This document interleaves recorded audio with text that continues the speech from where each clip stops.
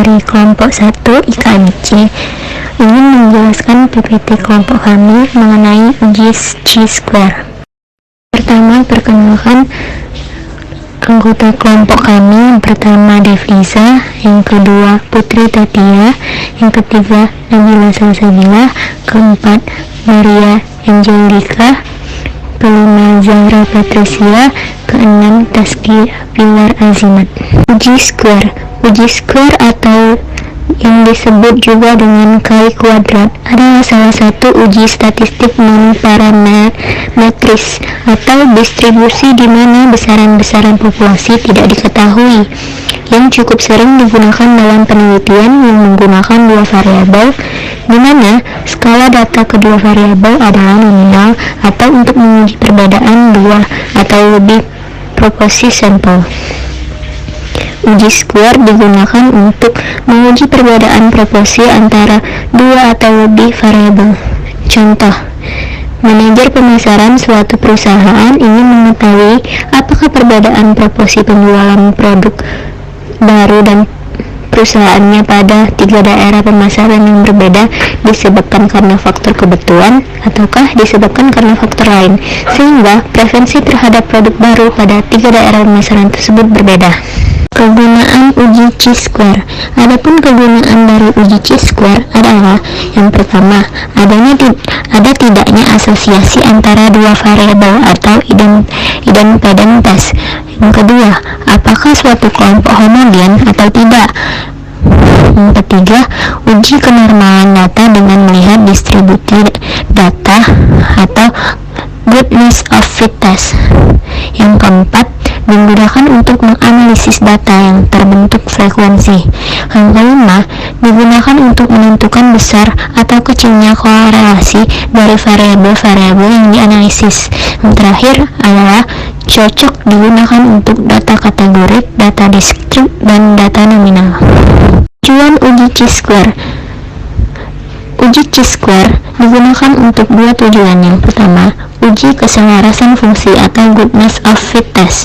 Yang kedua, uji tabel kontingensi atau kontingensi table test. Uji keselarasan fungsi. Uji keselarasan fungsi sendiri memiliki dua tujuan. Yang pertama, untuk mengetahui apakah distribusi dari hasil-hasil yang teramati pada suatu percobaan terdapat sampel mendukung suatu distribusi yang telah dihipotesiskan pada populasi. Kedua, untuk menguji apakah frekuensi yang diobservasi memang konsisten dengan frekuensi teoritisnya. Apabila konsisten atau tidak terdapat perbedaan nyata, maka hipotesa diterima atau terima HO. Sebaliknya, apabila tidak terdapat konsistensi, maka hipotesa ditolak atau terima HA. Uji tabel kontingensi. Tujuan uji tabel kontingensi untuk mengetahui apakah data terklarifikasi silang cross-classified secara independen, tidak saling terkait atau tidak. Keterbatasan uji chi-square tidak dapat dipergunakan bila ada satu atau lebih nilai frekuensi yang diharapkan dalam sel yang nilainya kecil sekali, sehingga kesimpulan atau keputusan yang diambil bisa salah. Cara mengatasi kasus tersebut, jika tabel hanya terdiri dari 2 sel, maka frekuensi yang diharapkan untuk masing-masing sel seharusnya tidak kurang dari 5.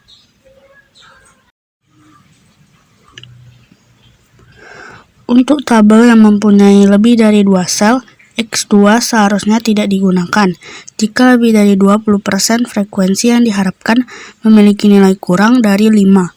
Untuk jumlah frekuensi yang diharapkan kurang dari 5 ada lebih dari 20%, maka X2 masih dapat digunakan dengan cara menggabungkan beberapa pengamatan tersebut, sehingga hasilnya lebih dari 5.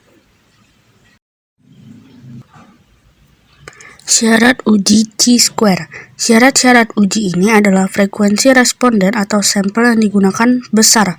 Sebab ada beberapa syarat di mana chi-square dapat digunakan, yaitu 1. Tidak ada sel dengan nilai frekuensi kenyataan atau disebut juga actual count atau F0 sebesar 0. 2. Apabila bentuk tabel kontingensi 2x2, maka tidak boleh ada satu sel saja yang memiliki frekuensi harapan atau disebut juga expect count atau FH kurang dari 5. 3. Apabila bentuk tabel lebih dari 2x2, misal 2x3, maka jumlah sel dengan frekuensi harapan yang kurang dari 5 tidak boleh lebih dari 20%.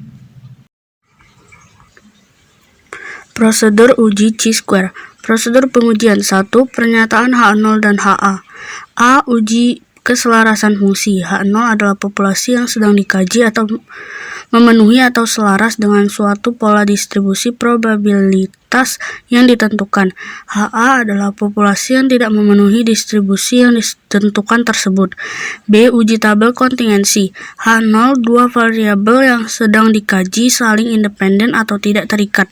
HA dua variabel tersebut tidak saling independen atau kedua variabel tersebut saling terikat satu sama lainnya atau dependen.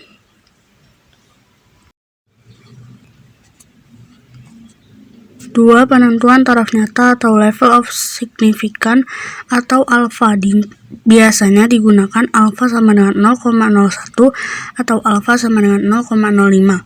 3. Penentuan daerah penerimaan H0 dan HA.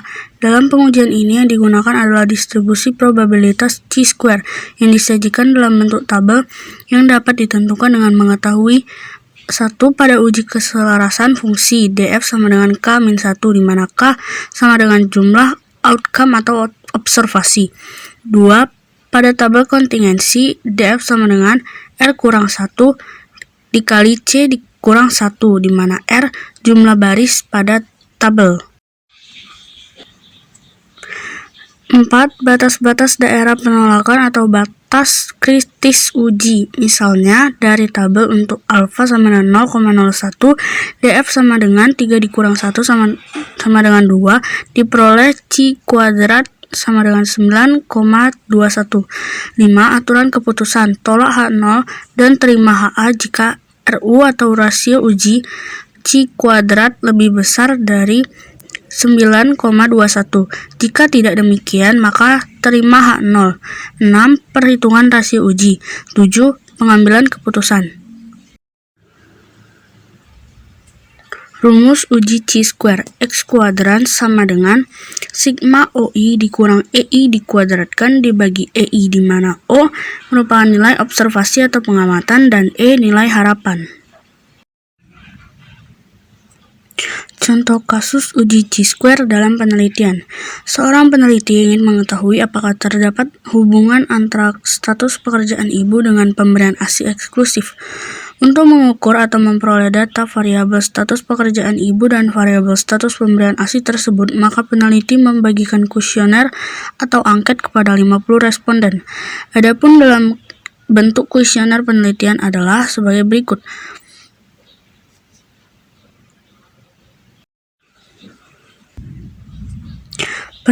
Pertanyaan kuesioner variabel status pekerjaan ibu. Apakah ibu bekerja? Adapun pilihan jawabannya adalah 1 bekerja, 2 tidak bekerja. Pertanyaan kuesioner variabel status pemberian gizi. Apakah ibu memberi ASI secara eksklusif? Dengan jawaban 1 tidak eksklusif dan 2 eksklusif. Sekian presentasi dari kelompok kami, kelompok 1, kelas IKMC 2019. Terima kasih atas perhatiannya. Baiklah, di sini kita akan mencari tahu tentang apakah ada hubungan antara status pekerjaan ibu terhadap status menyusui ASI eksklusif. Di sini kita terdapat data dengan status pekerjaan ibu, values-nya 1 kerja dan 2 tidak kerja. Dan status menyusui ASI itu ada 1 eksklusif dan 2 eksklusif. Langkah selanjutnya yaitu kita klik analyze, lalu deskriptif statistik dan cross tab. Lalu status pekerjaan ibu kita letakkan di row dan status menyusui ASI kita letakkan di kolom. Lalu klik statistik dan klik chi-square. Lalu klik continue dan klik cells dan klik expected. lalu klik continue, lalu oke. Di sini keluar 3 output. Output pertama itu terdapat 50 data yang semuanya diproses ke dalam analisis, maka tidak ada data yang missing atau hilang, sehingga tingkat kevalidannya itu 100%. Lalu output kedua, terlihat tabel tabulasi silang yang membuat informasi hubungan antara variabel status pekerjaan ibu dengan variabel status menyusui ASI. Di sini status pekerjaan ibu kerja tidak eksklusif ada 17 orang dan yang eksklusif itu 8 orang. Sedangkan status pekerjaan ibu tidak kerja di sini tidak eksklusif ada 7 orang dan eksklusif ada 18 orang. Jumlahnya ada 50 responden ya. Lalu output ketiga yaitu chi-square test. Sebelum kita menafsirkan tabel output chi-square test, maka terlebih dahulu kita perlu membuat rumusan hipotesis atau kesimpulan sementara yang diajukan dalam penelitian ini serta melihat dasar pengambilan keputusan dalam uji chi-square. Di sini sudah saya buat rumusan hipotesis penelitian. H0 tidak ada hubungan antara status pekerjaan ibu dengan pemberian ASI eksklusif kepada anak. Sedangkan HA, hipotesis alternatif, ada hubungan antara status pekerjaan ibu dengan pemberian ASI eksklusif kepada anak. Dasar pengambilan keputusan dalam uji chi-square ini ada 2. Yang pertama, pengambilan keputusan berdasarkan nilai signifikansi atau asimsik, dan yang kedua, pengambilan keputusan berdasarkan nilai chi-square. Di sini kita akan mulai mencari pengambilan keputusan berdasarkan nilai signifikansi atau asimsik. Di sini sudah terlihat asimsiknya itu 0,005. Sebelumnya kita harus tahu dulu syarat apa yang harus kita penuhi untuk menggunakan pengambilan keputusan menggunakan nilai asimsik ini. Di sini sudah terlihat jika nilai asimsik kurang dari 0,05 maka artinya H0 ditolak dan HA diterima. Sedangkan nilai asimsik lebih dari 0,05 maka artinya H0 diterima dan HA ditolak. Nilai asimsik yang kita peroleh itu 0,05 sehingga nilai asimsik ini kurang dari 0,05 maka yang kita dapat keputusannya itu H0 nya itu ditolak dan kita menerima HA. Kesimpulan yang kita dapat ada hubungan antara status pekerjaan ibu terhadap pemberian ASI eksklusif kepada anak. Selanjutnya kita menggunakan pengambilan keputusan berdasarkan nilai chi-square. Kita juga mempunyai syarat ya, jika nilai chi-square hitungnya itu lebih dari chi-square tabel, maka artinya H0 ditolak dan HA diterima. Yang kedua, jika nilai chi-square hitung kurang dari chi-square tabel, maka artinya H0 diterima dan H ditolak. Kita lihat dulu chi-square hitung kita itu 8,013. Lalu kita mencari nilai chi-square tabel. Kita harus melihat dulu DF-nya berapa, 1 ya. Dan kita menggunakan signifikansi atau nilai alfanya itu 5% karena kesehatan masyarakat menggunakan alfa 5% atau 0,05 ya. Di sini sudah saya cari ya. Nah, DF-nya 1 kita menggunakan 0,05, nilai chi-square tabelnya itu 3,841.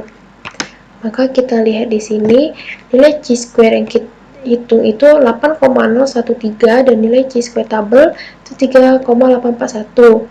Sehingga nilai chi-square ini lebih besar dibandingkan dengan, maksudnya nilai chi-square hitung ini lebih besar daripada nilai chi-square tabel, sehingga kita mendapatkan keputusan HO ditolak dan HA diterima. sehingga kesimpulannya itu ada hubungan antara status pekerjaan ibu dengan pemberian ASI eksklusif kepada anak.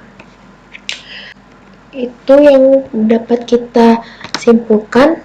Dan untuk tambahan, di bagian bawah tabel output chi-square test terdapat keterangan no cells have expected count less than 5, the minimum expected count is 12. Di sini yang berarti bahwa asumsi penggunaan uji chi-square dalam penelitian ini sudah memenuhi syarat, sebab tidak ada sel yang memiliki frekuensi harapan di bawah 5 dan frekuensi harapan terendah adalah sebesar 12. Sementara jika asumsi atau persyaratan uji chi-square untuk penelitian ini tidak terpenuhi, maka pengambilan keputusan untuk uji hubungan berpedoman pada nilai atau angka yang terdapat pada hasil uji Fisher exact test. Terima kasih, itu saja yang dapat saya sampaikan.